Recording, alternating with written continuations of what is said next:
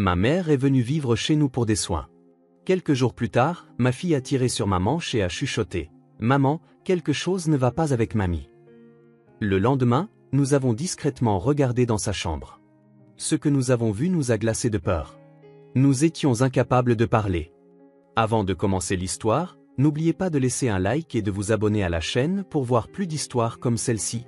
Par un après-midi d'automne, la maison d'Emily Harrison, située dans une banlieue résidentielle paisible près de Paris, baignait dans une tranquillité sereine. Elle était assise près de la grande fenêtre du salon, observant sa fille de 8 ans, Sophia, jouer dans le jardin. Le rire joyeux de Sophia flottait sur la brise automnale. La petite fille, aux cheveux blonds tressés en couette, ramassait les feuilles mortes et les lançait en l'air, s'amusant gaiement toute seule. « Je devrais pouvoir rentrer tôt aujourd'hui. » Au son de la voix de son mari, Michael, provenant de l'entrée, Emily se retourna. Il dirigeait sa propre entreprise informatique et rentrait habituellement tard, mais aujourd'hui, il était de retour alors que le soleil était encore haut, ce qui était plutôt inhabituel pour lui. « Bon retour à la maison, tu dois être fatigué. » Emily se leva avec un sourire pour accueillir son mari. Michael sourit doucement et lui déposa un léger baiser sur le front. Ces moments simples étaient les plus précieux pour Emily. Après 10 ans de mariage, leur relation était toujours aussi chaleureuse qu'au premier jour, remplie d'attention mutuelle. « Papa !» Sophia arriva en courant du jardin, ses petites mains serrant des feuilles mortes colorées. Michael souleva sa fille et la porta haut dans les airs. Sophia éclata de rire. « Regarde, j'ai ramassé toutes ces belles feuilles. »« C'est merveilleux, Sophia. Elles sont colorées comme un arc-en-ciel. » Michael examina chaque feuille dans les petites mains de sa fille, les complimentant avec soin. Même avec son emploi du temps chargé, il accordait toujours la priorité à Sophia, prenant du temps pour elle. Emily se sentait véritablement heureuse en observant cet échange touchant entre père et fille. Pendant qu'elle préparait le dîner, son téléphone portable sonna. C'était un numéro inconnu. Emily répondit avec une certaine hésitation. « Allô ? Emily ?» Au moment où elle entendit cette voix, les mains d'Emily se mirent à trembler. C'était la voix de sa mère, Margaret Williams, avec qui elle n'avait plus eu de contact depuis 10 ans.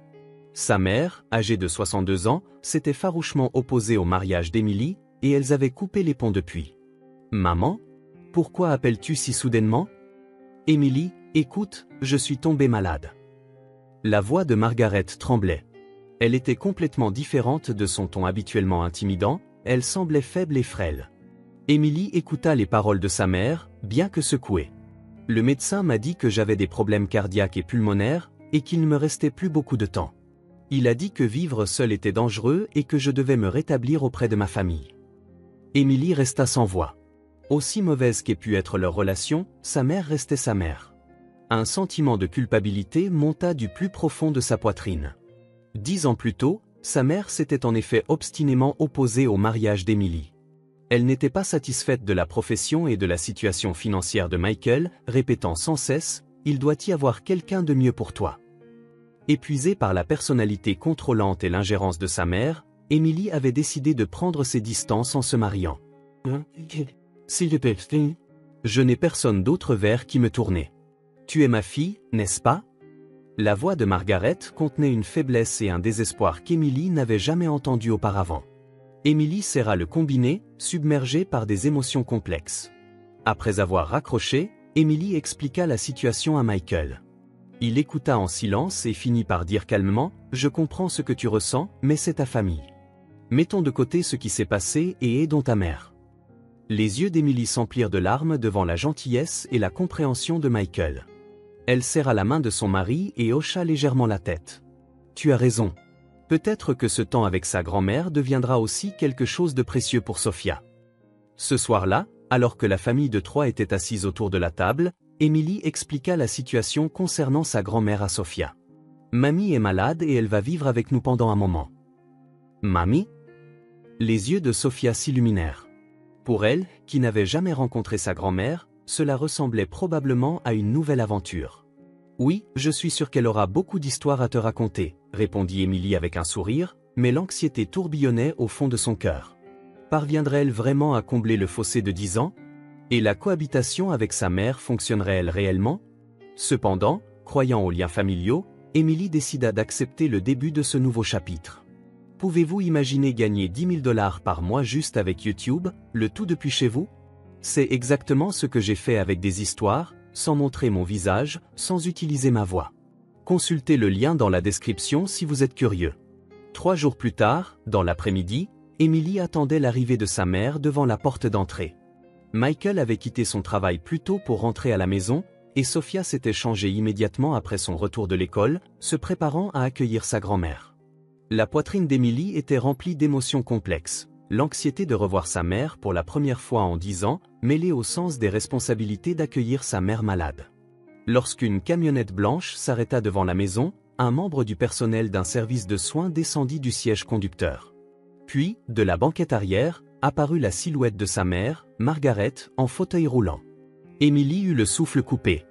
Dans ses souvenirs vieux de 10 ans, sa mère était une femme digne qui se tenait droite. Mais ce qu'elle voyait devant elle maintenant était une femme âgée aux joues creuses et au teint pâle, visiblement atteinte par la maladie. « Maman !» Emily accourut et prit les mains de sa mère assise dans le fauteuil roulant. Les mains de Margaret étaient étonnamment froides et osseuses. « Amy, merci, vraiment merci. » La voix de Margaret était faible, complètement différente de son ton fort d'autrefois. Des larmes montèrent à ses yeux. Emily sentit ses propres yeux s'embuer. Le ressentiment passé semblait avoir peu d'importance à cet instant. « Mamie !» Sophia sortit en trombe, pleine d'énergie. Elle s'accroupit à côté du fauteuil roulant et fixa intensément le visage de Margaret. « Tu dois être Sophia. Quel bel enfant tu es !» Margaret toucha la joue de Sophia de sa main tremblante. À cet instant, son expression s'adoucit. C'était la première fois qu'Emily voyait une expression aussi douce sur le visage de sa mère. « Sophia, mamie est fatiguée, alors parle-lui doucement. » Quand Michael expliqua gentiment à sa fille, Sophia hocha légèrement la tête. « Mamie, je te montrerai ma chambre, mais ça peut être une autre fois. » Margaret sourit légèrement. Ce sourire rappela à Emily celui de sa mère qu'elle avait vu enfant. Ils avaient préparé la chambre d'amis du rez-de-chaussée pour sa mère. Le lit et l'équipement médical nécessaire étaient installés, et de la fenêtre, on pouvait voir la belle vue du jardin.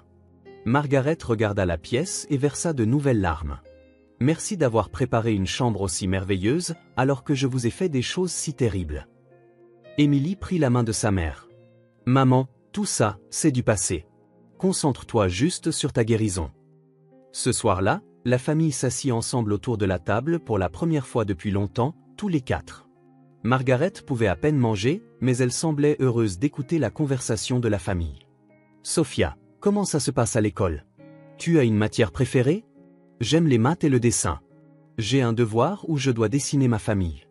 Est-ce que je peux inclure mamie aussi? Bien sûr, j'en serais honoré. » Les yeux de Margaret s'humectèrent à nouveau. Emily observa cette scène et commença à penser que peut-être sa mère avait vraiment changé.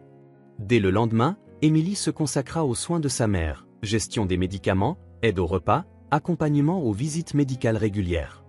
Margaret exprimait toujours sa gratitude et s'inquiétait du fardeau d'Emily. « Emily, tu as aussi ton travail, n'est-ce pas? Ne t'inquiète pas pour moi. C'est bon, maman. Je peux travailler de la maison. » Emily travaillait comme graphiste indépendante et travaillait souvent à domicile. Même en s'occupant de sa mère, elle parvenait tant bien que mal à continuer son travail. Environ une semaine plus tard, Margaret appela Emily dans sa chambre. « Emily, assieds-toi. Il y a quelque chose dont je veux te parler. » Emily s'assit sur la chaise à côté du lit de sa mère. Margaret prit la main d'Emily avec ses mains fines. « À propos de ce qui s'est passé il y a 10 ans, je suis sincèrement désolée. M'opposer à ton mariage, dire du mal de Michael, j'avais tort. » Emily fut surprise. Sa mère ne s'était jamais excusée aussi franchement auparavant. « Michael est vraiment un homme bon. Il te chérit, et Sophia est une enfant tellement merveilleuse.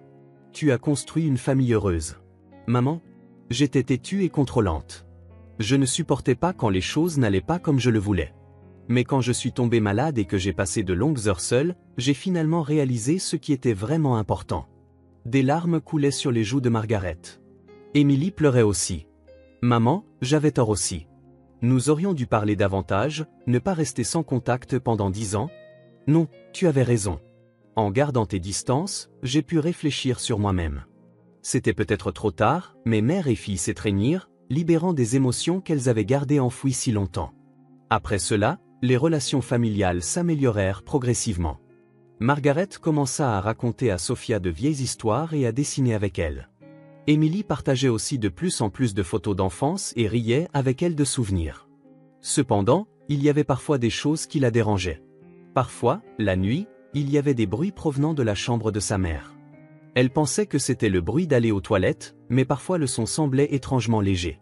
De plus, elle oubliait de plus en plus de prendre ses médicaments. Quand Emily le lui faisait remarquer, elle s'excusait en disant « Désolé, j'ai oublié ». Mais parfois, il semblait y avoir une autre émotion dans son expression. « Maman, comment te sens-tu ? Tu as l'air un peu mieux ?» demanda un jour Emily. Margaret eut une expression paniquée. « Non, pas encore. Le médecin l'a dit aussi, n'est-ce pas ? Que je dois me reposer. » Emily ressentit un léger malaise face à l'expression de sa mère. Cependant, l'état d'une personne malade fluctue, et c'était une bonne chose que sa mère aille un peu mieux. Emily essaya de se convaincre que ses soupçons étaient dus à la fatigue. Michael avait également remarqué le changement chez sa belle-mère. « Maman, tu sembles beaucoup plus énergique. Ton appétit s'est amélioré aussi. »« Oui, grâce à vous tous. Mais je suis toujours inquiète pour mon cœur. Je ne peux pas en faire trop. » Margaret sourit faiblement, mais Michael sentit quelque chose de théâtral à ce sujet. Cependant, il considéra cela aussi comme faisant partie du processus de guérison et ne chercha pas plus loin. Seule Sophia profitait purement du temps passé avec sa grand-mère. Quand elle rentrait de l'école, elle se dirigeait directement vers la chambre de sa grand-mère pour lui raconter les événements de la journée. C'était devenu sa routine quotidienne. Margaret semblait aussi apprécier sincèrement le temps passé avec sa petite fille. « Mamie, pourquoi n'irions-nous pas tous en pique-nique ce week-end ? Ce serait charmant, Sophia. Mais mamie est en fauteuil roulant. » Ce n'est pas grave, il y a un parc accessible en fauteuil roulant. Papa l'a cherché pour nous. Margaret montra une expression légèrement troublée, mais sourit rapidement. Eh bien, s'il fait beau, allons-y. Emily espérait que sa relation avec sa mère était en train de se réparer. Il faudrait du temps pour combler le fossé de 10 ans, mais en passant plus de temps ensemble en famille comme cela, elle croyait qu'elle pourrait sûrement retrouver de véritables liens familiaux. Environ 3 semaines après le début de la cohabitation, des changements apparurent dans le comportement de Sophia. Elle ne se précipitait plus comme avant dans la chambre de sa grand-mère et montrait parfois des expressions anxieuses. Emily s'inquiétait du changement de sa fille mais pensait que c'était temporaire, le temps qu'elle s'habitue au nouvel environnement. Une nuit, alors qu'Emily préparait le petit déjeuner pour le lendemain dans la cuisine, Sophia apparut en pyjama. L'horloge indiquait 22 heures. « Sophia, qu'est-ce qui ne va pas ? C'est l'heure d'aller au lit. »« Maman ?» Sophia tira sur la manche de sa mère avec une expression hésitante. Emily remarqua que ses petites mains tremblaient légèrement. « Qu'est-ce qui ne va pas ? Tu as mal au ventre ? » ?»« Non, maman. Mamie, quelque chose d'étrange ?» Sophia parla à voix basse, comme si elle craignait que quelqu'un ne l'entende. Emily s'accroupit devant sa fille et demanda doucement, « Étrange ? Que veux-tu dire ? » Pendant la journée, elle est assise dans son fauteuil roulant et dit qu'elle est très fatiguée, n'est-ce pas ? Mais la nuit, elle marche normalement. Je l'ai vue. Emily était confuse. Le médecin avait certainement expliqué que sa mère avait des difficultés à marcher à cause de ses problèmes cardiaques et pulmonaires. Cependant, marcher un peu pour aller aux toilettes la nuit pouvait être un signe de rétablissement, n'est-ce pas ? C'est parce que l'état de maman s'améliore progressivement.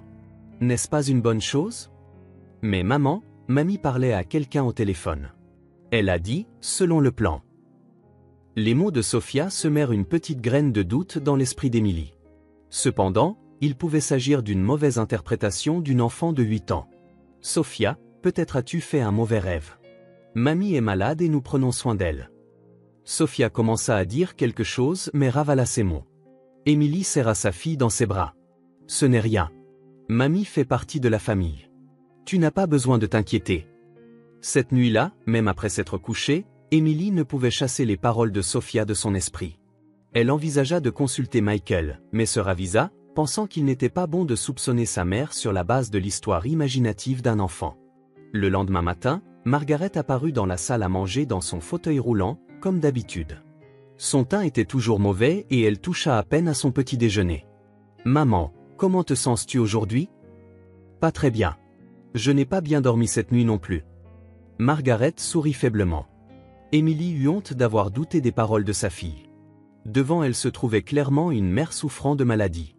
Cependant, cette nuit-là, Émilie fut témoin d'une scène suspecte. Elle s'était réveillée, ayant soif au milieu de la nuit, et se dirigeait vers la cuisine pour boire de l'eau. En marchant dans le couloir, elle remarqua une faible lumière filtrant de la chambre de sa mère. En regardant par la fente de la porte, elle put voir Margaret parler au téléphone. « Oui, tout se passe bien.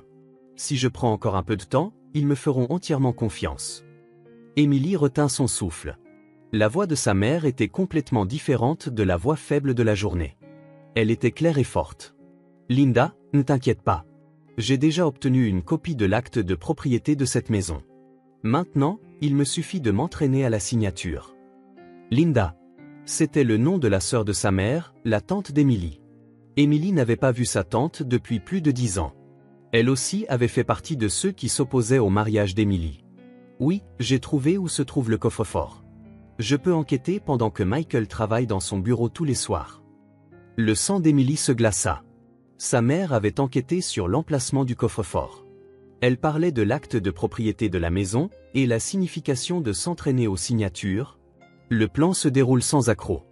Bientôt, j'aurai toute cette maison et tous les biens. Margaret se leva et fit le tour de la pièce. Le fauteuil roulant restait dans un coin de la pièce. Ses mouvements étaient légers, pas ceux d'une personne malade. Émilie couvrit sa bouche de ses mains tremblantes et retourna silencieusement dans sa chambre. Son cœur battait violemment et sa respiration devint difficile. Les paroles de Sophia étaient vraies.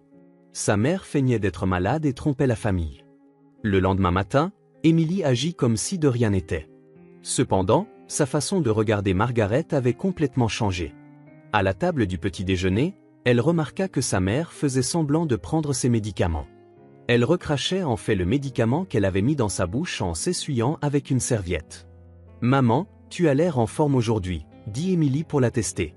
Margaret montra une expression paniquée pendant un instant.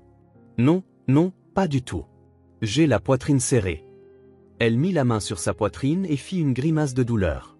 Cependant, pour Émilie, cela ne ressemblait qu'à une comédie. Après que Michael soit parti au travail et Sophia à l'école, Émilie pensa qu'elle devait s'excuser auprès de sa fille. Sophia avait vu juste. L'intuition d'une enfant de 8 ans était plus aiguisée que celle d'une adulte de 35 ans. En début d'après-midi, lorsque Margaret dit qu'elle faisait la sieste et entra dans sa chambre, Émilie rassembla son courage pour agir. Quand Sophia rentra de l'école, sa mère l'appela dans sa chambre. « Sophia, à propos d'hier, je suis vraiment désolée. J'aurais dû croire ce que tu as dit. Maman, est-ce que mamie est vraiment étrange ?» L'anxiété se lisait dans les grands yeux de Sophia. Émilie prit les mains de sa fille. « Découvrons-le ensemble. Mais c'est un secret absolu. » À 15 heures, Margaret avait fermé la porte de sa chambre, disant qu'elle faisait la sieste.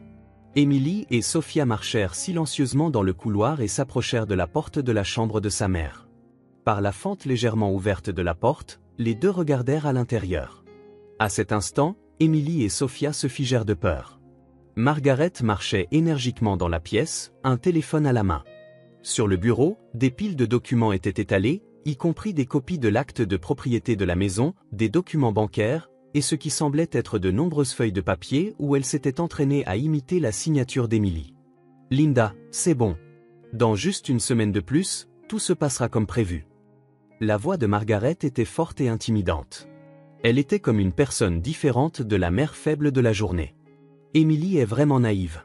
Après m'avoir ignorée pendant 10 ans, juste en faisant semblant d'être malade et en pleurant un peu, elle croit tout. Elle parlait avec un ricanement sur le visage. Émilie resta sans voix sous le choc. Oui, le diagnostic du médecin est aussi faux, mais c'est parfaitement fait, n'est-ce pas? L'argent que j'ai dépensé en valait la peine. Margaret prit le faux diagnostic sur le bureau et le regarda avec satisfaction. J'ai l'intention de prendre cette maison et les actions de l'entreprise de Michael. Tout. La vie heureuse qu'Émilie m'a volée, maintenant je vais la lui reprendre. Sophia laissa échapper un petit hoquet. Émilie serra la main de sa fille et l'incita doucement à partir. Elles montèrent prudemment les escaliers sans faire de bruit et se dirigèrent vers la chambre d'Émilie. En entrant dans la pièce, Sophia se jeta dans les bras de sa mère et se mit à pleurer. Émilie serra également sa fille dans ses bras, tremblant de peur et de désespoir. L'amour qu'elle avait cru recevoir de sa mère était faux. La maladie était un mensonge. Tout avait été une tromperie calculée. « Maman, j'ai peur ?» Mamie ne ressemble pas à une vraie mamie. Au mot de Sophia, les larmes d'Émilie débordèrent. Sa fille de 8 ans comprenait mieux la situation que les adultes. Ce n'est rien, Sophia. Maman te protégera. Je dois aussi parler à papa. Émilie sortit son téléphone portable de ses mains tremblantes. Elle devait contacter Michael immédiatement et réfléchir à des contre-mesures. Cependant, elle était confuse quant à savoir par où commencer et comment expliquer. Sa mère n'était pas malade. L'amour était faux aussi. Et elle visait les biens de la famille. La méfiance d'Émilie envers sa mère, qu'elle avait ressentie 10 ans auparavant, était correcte. Même avec des liens de sang, même avec des liens familiaux, cela ne signifiait pas nécessairement un amour véritable. À ce moment, des bruits de pas se firent entendre en bas. Margaret semblait être sortie de sa chambre. Émilie et Sophia retinrent leur souffle et réfléchirent à leur prochaine action. D'abord, elles devaient rassembler des preuves. Ensuite, elles devaient se battre pour protéger leur famille.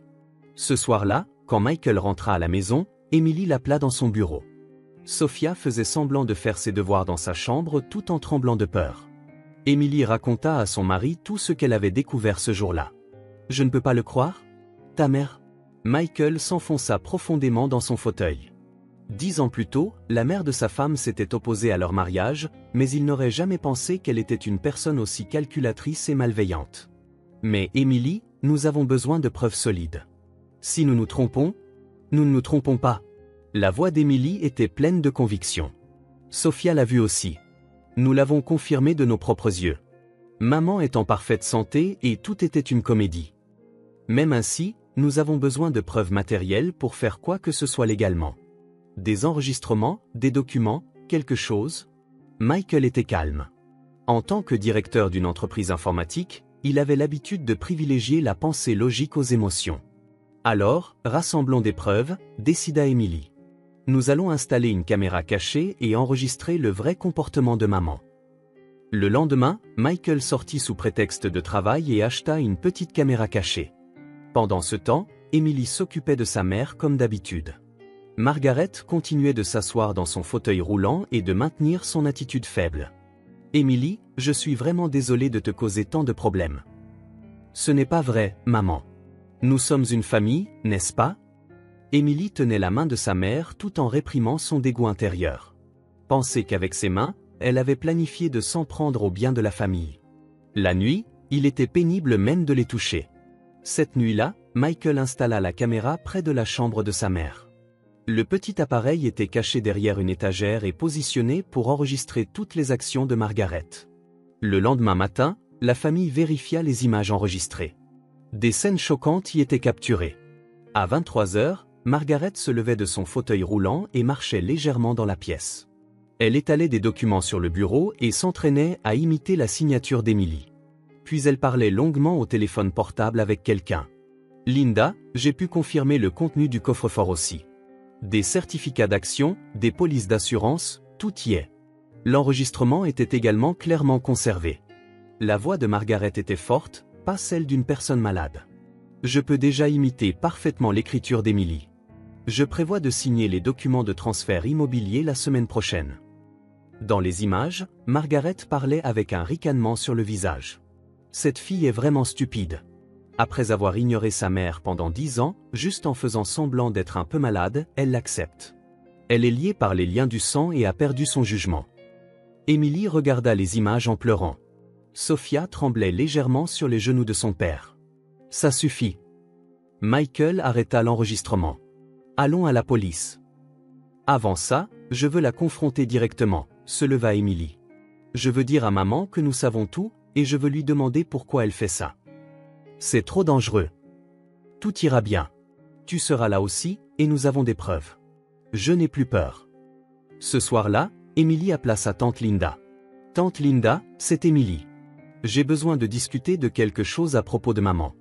Peux-tu venir à la maison ce soir ?» Linda répondit d'une voix tremblante. « Émilie ?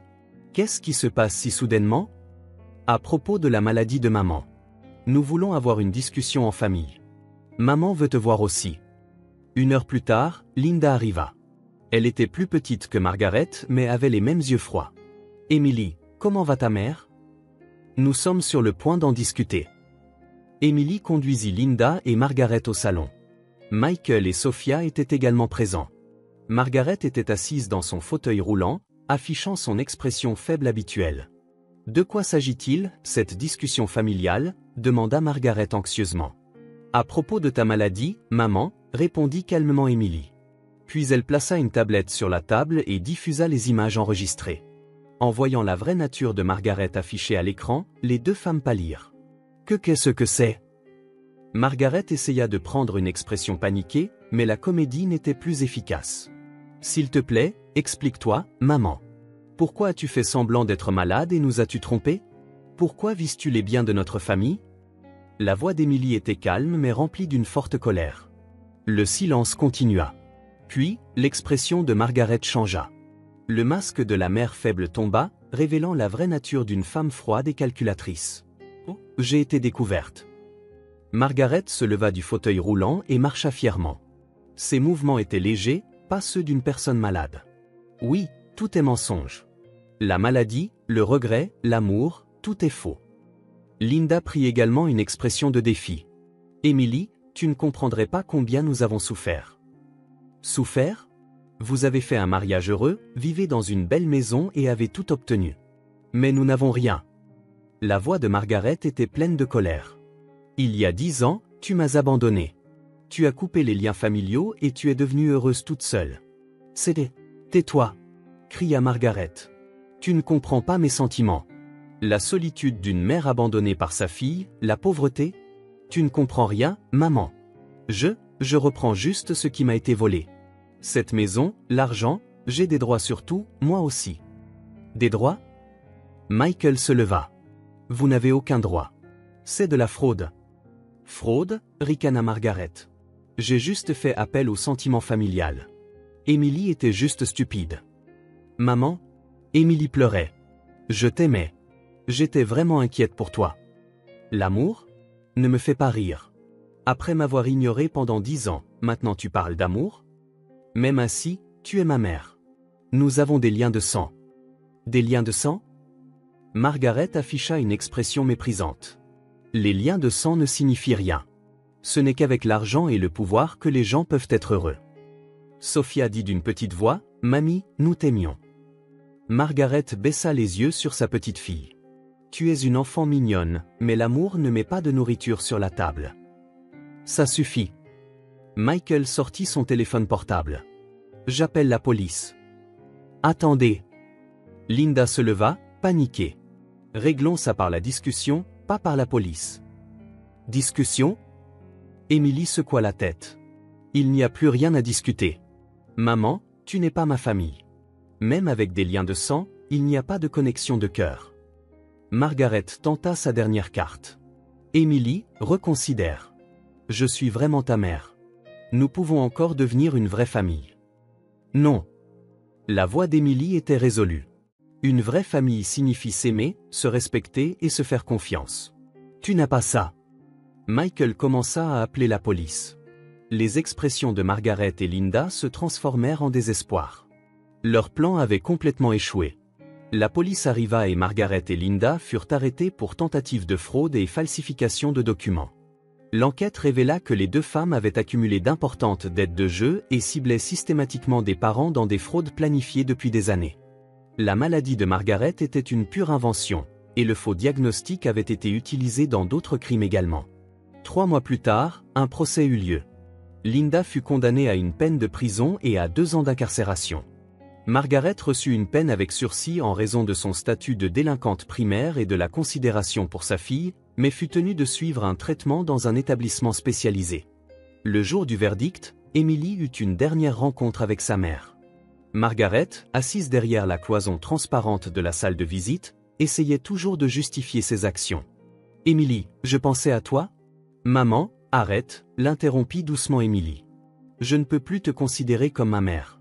Même avec des liens de sang, sans lien de cœur, ce n'est pas une famille. »« Tu n'es pas ma fille », cracha Margaret avec colère. « Je te renie. Je ne veux plus jamais te revoir. » Emily ressentit un soulagement plutôt que de la tristesse. Avec ces mots, elle était complètement libérée du fardeau d'avoir une mère. Par la suite, plusieurs lettres de ressentiment arrivèrent de Linda, en prison. Elle contenait des phrases comme « Je ne faisais que suivre ma sœur » et « Comment peux-tu abandonner ta famille ?» Mais Emily les jeta toutes sans les lire. 6 mois après l'incident, par un après-midi de printemps, Emily plantait des fleurs dans le jardin avec Sophia. Sa fille, maintenant âgée de 9 ans, s'était remise de cette expérience terrifiante et appréciait encore plus les liens familiaux. « Maman, est-ce que mamie était vraiment malade ?» demanda Sophia en creusant la terre. « Pas physiquement malade. Elle était malade dans son cœur », répondit doucement Emily. « Une maladie du cœur où l'on ne pense qu'à tromper et à blesser les gens. » « Alors, est-ce qu'elle va mieux maintenant ? » « Je ne sais pas. Mais ça n'a pas d'importance pour nous. Nous avons une vraie famille. » À ce moment, Michael rentra du travail. Voyant sa femme et sa fille travailler dans le jardin, il s'approcha avec un sourire. « Qu'est-ce que vous plantez aujourd'hui ? » « Des tournesols, papa, » répondit joyeusement Sophia. « Quand l'été arrivera, de grandes fleurs écloront. » Michael souleva sa fille et posa sa main sur l'épaule d'Emily. Tous les trois regardèrent le soleil se coucher derrière le jardin. « Nous sommes la vraie famille, n'est-ce pas ?» murmura Emily en tenant la main de son mari. « C'est exact. » Michael l'enlaça doucement. « Les liens du sang ne sont pas tout. S'aimer, se soutenir, se faire confiance, c'est ça, le vrai lien familial. » Sophia, prise en sandwich entre ses parents, dit d'une petite voix, « Nous serons toujours ensemble, n'est-ce pas ?» « Bien sûr, » répondirent Emily et Michael simultanément. Ce soir-là, la famille de 3 s'assit autour de la table pour le dîner. Pas 4 personnes comme avant, mais 3. Cependant, parmi ces 3-là, il y avait un amour et une confiance authentiques, sans fausseté. « Et si on allait pique-niquer ce week-end ?» suggéra Michael. Les yeux de Sophia s'illuminèrent. « Ce serait génial. Préparons des paniers-repas. »« Faisons ça », sourit Emily. « Passons un moment agréable en vraie famille. » Dehors, à la fenêtre, les graines de tournesol plantées dans le jardin attendaient tranquillement le moment de germer dans la terre chaude du printemps. Comme la famille qui avait surmonté les difficultés, elles fleuriraient sûrement de belles fleurs en temps voulu. Les vrais liens familiaux, formés par l'amour et la confiance, non liés par les relations de sang, ne seraient jamais vaincus par aucune épreuve.